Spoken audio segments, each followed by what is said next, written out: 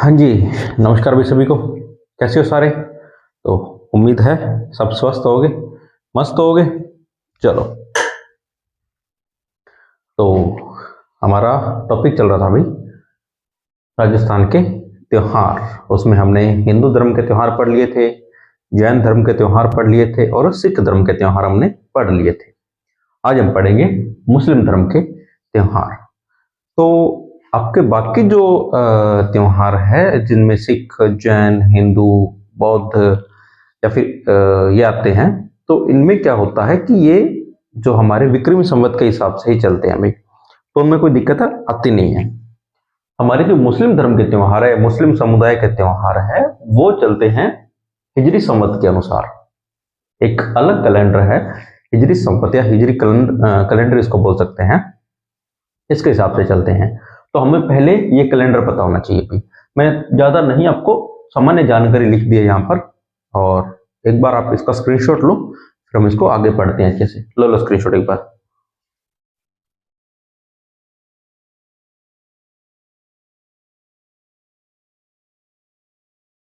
हो गया? चलो, जैसे कि हमारा कैलेंडर था ग्रिगोरियन कैलेंडर, जो कि जनवरी फरवरी वाला कैलेंडर बोल सकते हैं, जनवरी फरवरी मार्च। उसके बाद विक्रमी संवत, चैत्र वैशाख वाला कैलेंडर। अब आया ये हिजरी संवत। ठीक है, तो पहली बात, तो शुरू कब हुआ? पहला प्रश्न कि शुरू कब हुआ, तो ये हुआ 622 ईस्वी को शुरू। 622 ईस्वी, तो लगभग आप लगा लो कि ईस्वी शुरू होने के 622 साल बाद ये शुरू हुआ था। महीने इसमें कितने होते हैं? तो ये 12 महीने होते हैं, और दिन इसमें होते हैं वही 354 से 353 दिन। और चंद्रमा आधारित कैलेंडर है अभी। जैसे अपना विक्रमी संवत था, वो भी चंद्रमा आधारित कैलेंडर था, ये भी चंद्रमा आधारित कैलेंडर है। विक्रमी संवत में ऐसा था कि उसमें 30-30 दिन के पखवाड़े, 15-15 दिन के पखवाड़े होकर 30 दिन बनते थे, परंतु इसमें होता है अभी 30 दिन ही होते हैं। ठीक है, 12 महीने होते हैं अभी। अब 12 महीने आपको याद करने हैं, ये मैंने आपको लिख दिए थे। पहला महीना कौन सा है? तो मुहर्रम, सफर, रबी उल अव्वल, रबी उल सानी, जमादी उल अव्वल, जमादी उल सानी, रजब, शबान, रमजान, शवाल, जिलकात और जिलहिज।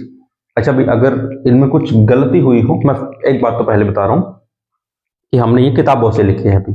हम उन चीजों के बारे में ज्यादा जानते हैं जिनको हमने सुना ज्यादा हो, जिनकी हमने कहानियां ज्यादा सुनी हो। जैसे हिंदू धर्म के त्योहार थे या महीने थे, वो हमने सुने हैं, बहुत ज्यादा सुने हैं उनको। ठीक है, पढ़ा कम है, सुना ज्यादा है, तो हमें वो याद होते हैं, उनकी कहानियां हमें याद होती हैं। मुस्लिम समुदाय के हैं, सिख समुदाय के हैं, जैन समुदाय के हैं, बाकी जो समुदाय हैं या बाकी जो धर्म हैं, उनके हमने कहानियां नहीं सुनी। हमने उनकी कहानियां नहीं सुनी, तो हमें इतना ज्यादा पता नहीं होता। हमने जो किताबों से पढ़ा वही हमें आगे पता होता है। तो इनमें भी पढ़ाते टाइम कुछ भी गलती हो जाए मुझसे, कुछ भी गलती हो जाए, तो आप मुझे प्लीज बताना ये कमेंट करके कि हाँ सर आपने यह चीज गलत बता दी थी, यह ऐसा नहीं, ऐसा होता है। पर मैं बुक पे आधारित हो, भी बुक से ही आपको करवा रहा हूँ। ठीक है, और इनमें हम ज्यादा कहानियों में नहीं जाएंगे भी, हम सीधे सीधे तथ्य होते हैं वही याद करेंगे, ताकि हमें पता नहीं है तो हम नहीं चाहेंगे भी कोई भी कहानी हम गलत तरीके से बताए। और होता ऐसा है ना कि जिस बच्चे को पता नहीं होगा वो उसे ही सच मान लेता। ठीक है, एक बहुत आम बात होती है कि एक बच्चा होता है ना, उसका टीचर जब जब पहली बार बच्चा स्कूल आता है और उसका टीचर उसको ये बोल देना कि 2 और 2 5 होते हैं, तो वो बच्चा वही मान लेगा। तो अगर मैं पढ़ा रहा हूं, मैंने किसी बच्चे को बोल दिया कि ये होता है, तो वो बच्चा उसी चीज को मानने लग जाता है। तो मैं कहानियों पे नहीं जाऊंगा, मैं सीधे आपको तथ्य करवाऊंगा अभी। ठीक है, पहली बात तो आपको महीने, 12 महीने रिपीट करो। मुहर्रम, सफर, रबी उल अव्वल, रबी उल सानी, जमादी उल अव्वल, जमादी उल सानी, रजब, शबान, रमजान, शवाल, जिलकात और जिलहिज। आंखें बंद करो, रिपीट करो, याद करते रहो। इसे चैत्र वैशाख वाले याद किए थे, वैसे ही इनको याद करने पड़ेंगे। 12 नाम आपको याद होने चाहिए, क्योंकि प्रश्न कहीं से भी आ सकता है। कभी भी ये मत सोचना कि हिंदू धर्म वाले ही प्रश्न आएंगे या सिख धर्म वाले ही आएंगे या सिर्फ केवल मुस्लिम वाले भी, कहीं से भी। ठीक है, हमारे कहीं से भी प्रश्न उठ सकता है, तो आपको सारे पढ़ने पड़ेंगे भी। चलो, अब आते हैं हम मुस्लिम धर्म के त्योहारों पर। तो पहले बात मैं फिर बोल रहा हूं कि मैं कहानियों पे नहीं जाऊंगा, मैं तथ्य ही करवाऊंगा। ठीक है, जो फैक्ट होते हैं आपको वो वही करवाऊंगा। चलो, पहला एक त्योहार आ गया अभी, मुहर्रम। कब मनाया जाता है? तो मुहर्रम माह की 10 तारीख को। पहला महीना कौन सा होता है अभी? मुहर्रम। इसकी 10 तारीख को यह त्योहार मनाया जाता है और एक पवित्र त्योहार है अभी, मुस्लिम समुदाय का पवित्र त्योहार है। इस दिन होता क्या है? तो ताशा यंत्र के साथ ताजिए निकाले जाते हैं। ठीक है, ताजिए क्या होते हैं अभी वो आप यूट्यूब पर जाकर देख सकते हो कि कैसे निकाले जाते हैं। अगला ईद उल मिलादुन्नबी। ठीक है, ईद उल मिलादुन्नबी, इसको बरहा फात बोल सकते हैं। ठीक है, कब मनाया जाता है? तो रबी उल अव्वल माह की 12 तारीख को। कब? रबी उल अव्वल, ये एक माह हो गया और इसकी 12 तारीख को यह त्योहार मनाया जाता है। क्यों मनाया जाता है? तो जो हम पैगंबर साहब थे, मुस्लिम समुदाय के पैगंबर साहब थे, उनका जन्म दिवस है अभी, उनके जन्म दिवस के रूप में मनाया जाता है ये बरहा फात या ईद उल मिलादुन्नबी। ठीक है, 1570 में हुआ था इनका जन्म। पैगंबर साहब का जन्म जो है मैंने लिख दिया है यहाँ पर, 1570 में हुआ था। और कहाँ हुआ? तो मक्का में। मक्का कहाँ है? तो सऊदी अरब में। ठीक है, अगला ईद उल फितर, ये क्या है अभी? तो पहली बात तो ये शव्वाल माह की पहली तारीख को मनाया जाता है अभी, शव्वाल माह की पहली तारीख को। अच्छा, आप इस पूरे नाम से न देखो, सिर्फ इतना देखो तो क्या है ये? मीठी ईद या सवैया ईद, जिसको हम सीधा बोल देते हैं मीठी ईद। ठीक है, भाईचारे का त्योहार है अभी। ठीक है, आपने कभी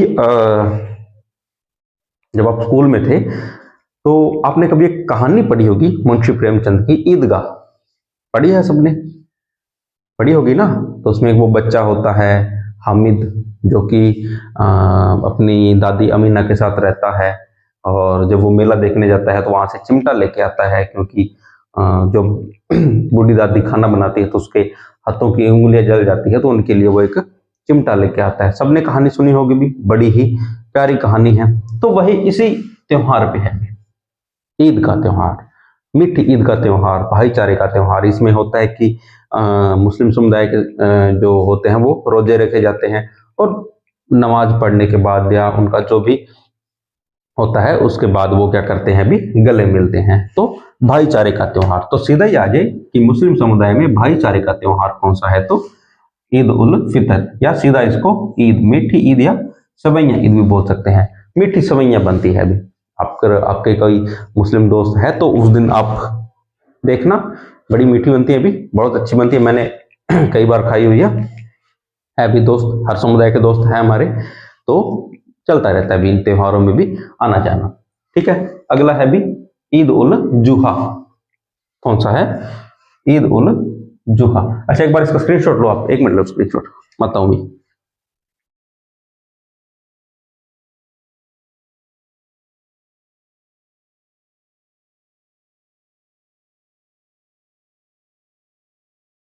हाँ, अगला कौन सा है?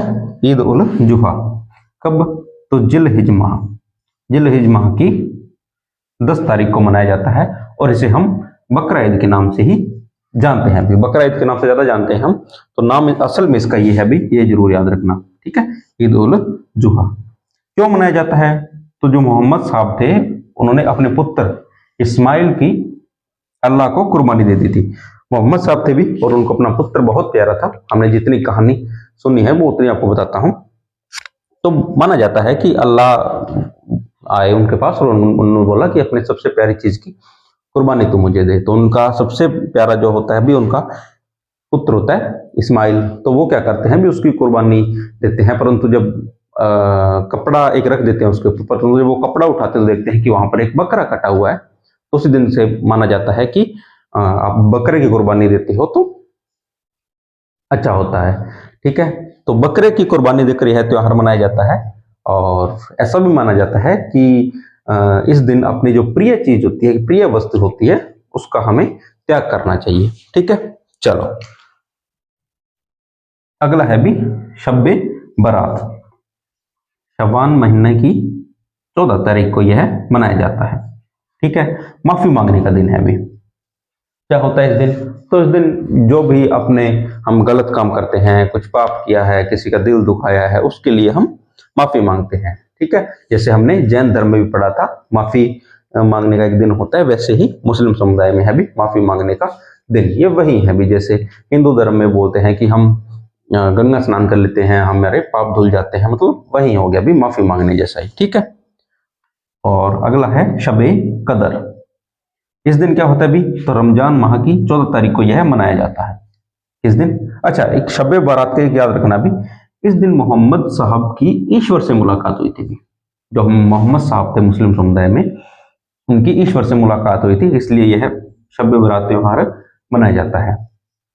अगला कौन सा है? शब कदर, रमजान माह की 27 तारीख को यह मनाया जाता है। और आपके लिए एक क्वेश्चन रह गया, क्यों मनाया जाता है शब कदर त्योहार? क्यों मनाया जाता है ये आप चेक करना, ढूंढना और मुझे कमेंट करके बताना। तो यहां तक लो स्क्रीनशॉट, फिर करते हैं आगे। लो स्क्रीनशॉट जल्दी जल्दी।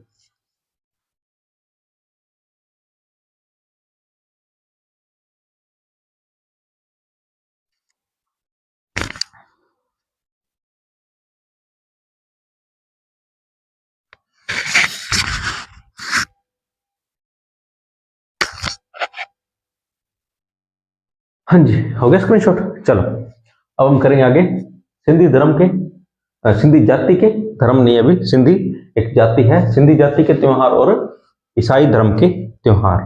तो एक बार आप इनका ले लो स्क्रीनशॉट, फिर करते हैं आगे।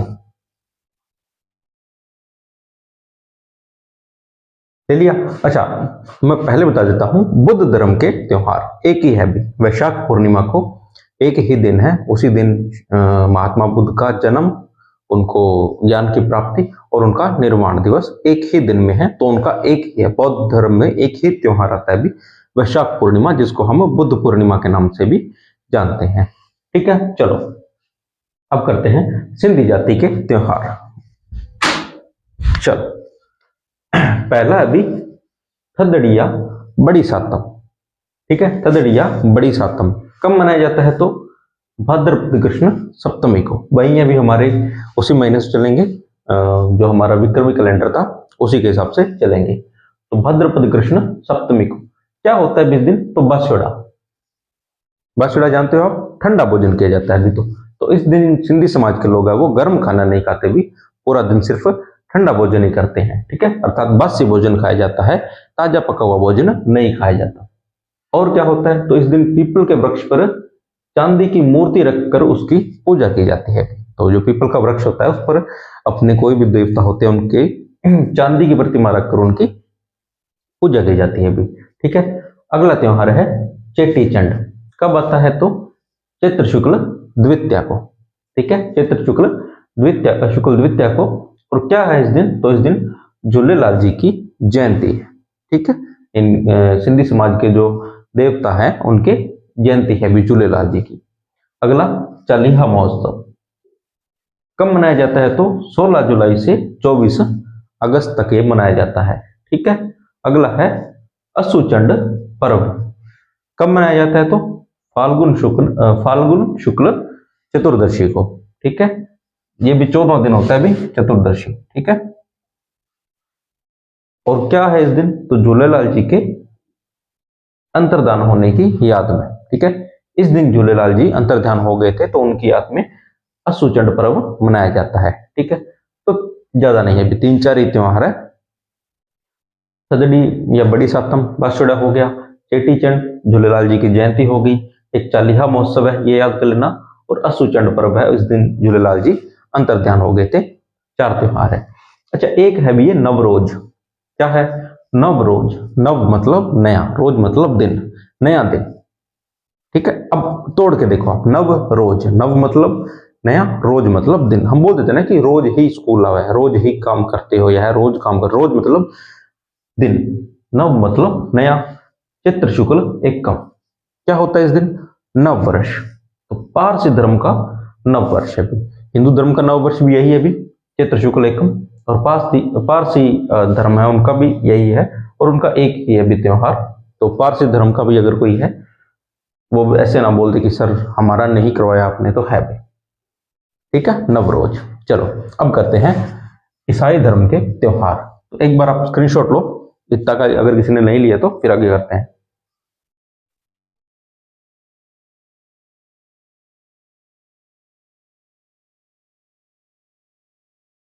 एरिया चलो आसान है, अभी इनमें कुछ मुश्किल नहीं है। पहली बात तो नववर्ष 1 जनवरी सबको पता है। अगला ईस्टर कब आता है, तो 21 मार्च। पहली बात तो ईस्टर देखो क्यों मनाया जाता है, तो ईसा मसीह के पुनर्जीवन। पुनर्जीवन क्यों, उनको जब सूली पे लटकाया गया था उनके बाद माना जाता है कि उनका पुनर्जन्म हुआ था, पुनर्जीवन उनको मिला था। कब मनाया जाता है, तो 21 मार्च के बाद आने वाली पूर्णिमा को। जो 21 मार्च होता है उसके बाद जो पूर्णिमा आएगी, उस पूर्णिमा से ठीक पहले रविवार को, समझ आए। ईस्टर कब आता है, तो 21 मार्च के बाद आने वाली पूर्णिमा से ठीक पहले जो रविवार आएगा। मान लो जैसे यहां समझाता हूं, जैसे 21 मार्च के बाद पूर्णिमा आई, पूर्णिमा से ठीक पहले जो भी रविवार आएगा, जो भी आपका संडे आएगा, उस दिन क्या होता है, भी ईसा मसीह का पुनर्जन्म होता है, पुनर्जीवन मिलता है उनको। ठीक है, उसके बाद गुड फ्राइडे।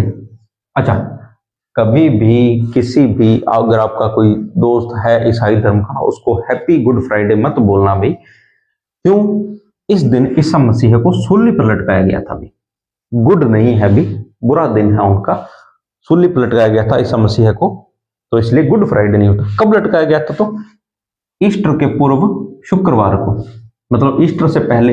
ईस्टर कब आया था, तो हमारा 21 मार्च के बाद जो भी पूर्णिमा आई थी उस दिन, उसके जो पहला रविवार था उस दिन, रविवार से 2 दिन पहले शुक्रवार आएगा। शुक्रवार को क्या हुआ, ईसा मसीह को सूली पर लटका दिया गया। ठीक है, और 2 दिन बाद रविवार को वो जब पुनर्जीवन हुआ इनका, तो उसको ईस्टर के रूप में मनाया जाता है। दोबारा समझाता हूं। ठीक है, 21 मार्च आया, 21 मार्च के बाद जो भी पूर्णिमा आई, ठीक है, तो उस पूर्णिमा से पहले जो, उस पूर्णिमा के पहले, ठीक पहले जो रविवार होगा, उस दिन तो उनका पुनर्जीवन हुआ था। तो आप सब बोलोगे कि सर पुनर्जीवन तो क्या हुआ था उनको, जो कि उनको पुनर्जीवन होना पड़ा। तो उस रविवार से ठीक 2 दिन पहले शुक्रवार को उनको सूली पर लटका दिया गया था, और जब उनको सूली पर लटकाया गया था तो उसको बोला जाता है भी गुड फ्राइडे। उनको सूली पर लटकाया गया। आप ऐसे बोल सकते हो कि 21 मार्च की पूर्णिमा से ठीक पहले का शुक्रवार होता है, उस दिन उनको सूली पर लटका दिया गया था। ठीक है, रविवार से पहले का शुक्रवार भी। ठीक है, और जब 2 दिन बाद उनको पुनर्जीवन हुआ था, उसको बोला जाता है ईस्टर के रूप में। अगला है हमारा असेंशन डे। इस दिन क्या हुआ था, तो ईस्टर के 40 दिन बाद, ईस्टर का जो त्योहार है, ईस्टर का जो त्योहार है उसके 40 दिन बाद क्या मनाया जाता है, अभी असेंशन डे। इस दिन क्या होता है, तो ईसा मसीह की, अच्छा ईसा मसीह इस दिन क्या हुआ था, अभी वापस स्वर्ग को चले गए थे। एक बार फिर सुन लो, 21 मार्च के बाद आने वाली पूर्णिमा से ठीक पहले वाला रविवार, उस दिन क्या हुआ था, ईस्टर का, ईसा मसीह का पुनर्जीवन हुआ था। फिर आप पूछोगे सर उनको हुआ क्या था, तो उनको सूली पर चढ़ाया गया था। कब, तो पुनर्जीवन हुआ था उससे 2 दिन पहले, अर्थात ईस्टर से 2 दिन पहले, अर्थात शुक्रवार को। ईस्टर से पहले वाला शुक्रवार है, उस दिन उनको सूली पर लटकाया गया था। और ईस्टर के 40 दिन बाद क्या हुआ, वो स्वर्ग चले गए। और एक है भी आपका ये क्रिसमस डे, जो प्रति वर्ष 25 दिसंबर को मनाया जाता है।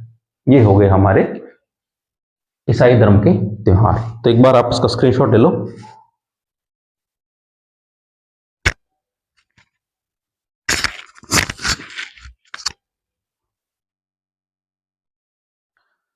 चलो, ये हो गए आपके त्योहार।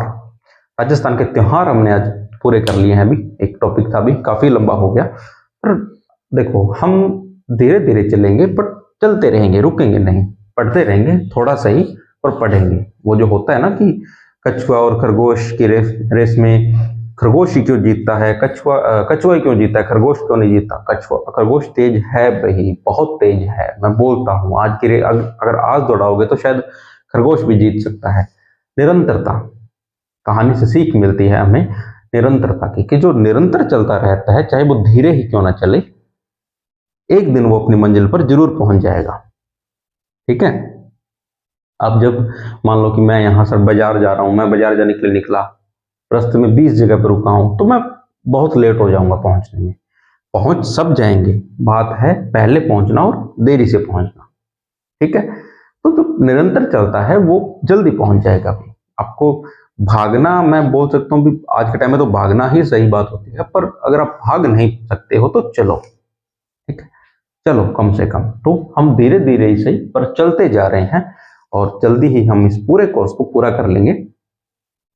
अब मुझे आप कमेंट करके बताना कि हम अगला टॉपिक कौन सा करें। राजस्थान के त्योहार, जो हमारा कला और संस्कृति है उसमें यहाँ तक हो गया कंप्लीट। आप पढ़ लेना भी राजस्थान के त्योहार, मैंने प्ले लिस्ट बना दी है, आपको उसमें सारी क्लासें एक साथ मिल जाएगी। पढ़ना, कमेंट करके बताना, और अच्छी लगे तो लाइक शेयर और कमेंट जरूर करना, और चैनल को सब्सक्राइब करना भी अगर आपने नहीं किया है तो। बाकी मिलते हैं कल, तब तक धन्यवाद।